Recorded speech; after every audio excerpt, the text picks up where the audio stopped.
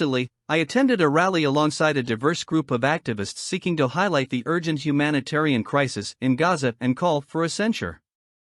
I had not planned to speak but was invited to take the stage and say a few words, she wrote via Instagram on Friday, December 1st.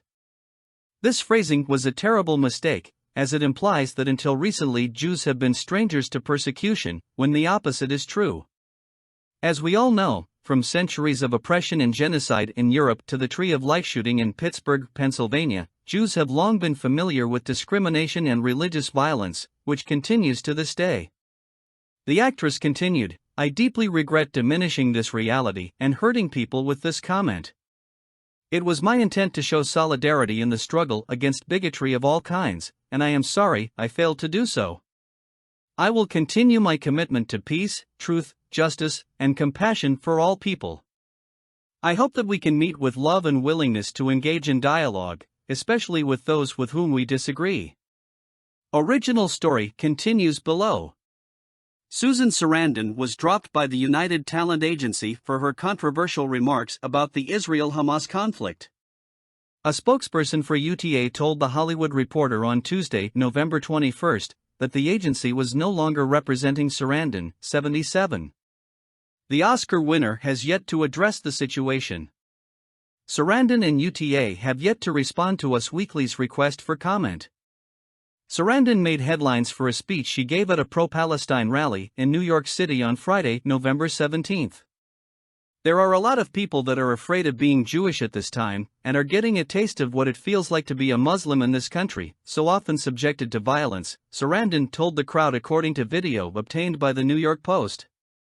Journalist Azra Nomani, who is Muslim American, slammed Sarandon's comments.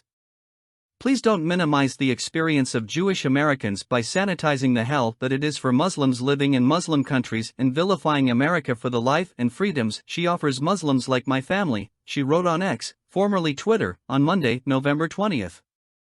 "Go, live like a Muslim woman in a Muslim country. You will come back to America and kiss the land beneath your feet." Before her partnership with UTA was terminated, Sarandon had been with the agency since 2014. She was previously represented by ICM Partners. Sarandon isn't the only star who has spoken out about the ongoing conflict in the Middle East. Several actors, comedians and musicians penned an open letter to President Joe Biden calling for a ceasefire in the war in Gaza, which began after the terrorist group Hamas killed more than 1,200 Israelis in a coordinated attack on October 7. In addition to Sarandon, stars including Drake, Jennifer Lopez, Gigi Hadid, Zayn Malik, Rachel McAdams, Oscar Isaac, Bradley Cooper, Ben Affleck, Kristen Stewart, Channing Tatum, Quinta Brunson, Sandra Oh and Joaquin Phoenix signed the petition, according to the Artists for Ceasefire website. "We ask that, as President of the United States, you and the U.S. Congress call for an immediate de-escalation and ceasefire in Gaza and Israel before another life is lost," the letter read. More than 5,000 people have been killed in the last week and a half, a number any person of conscience knows is catastrophic.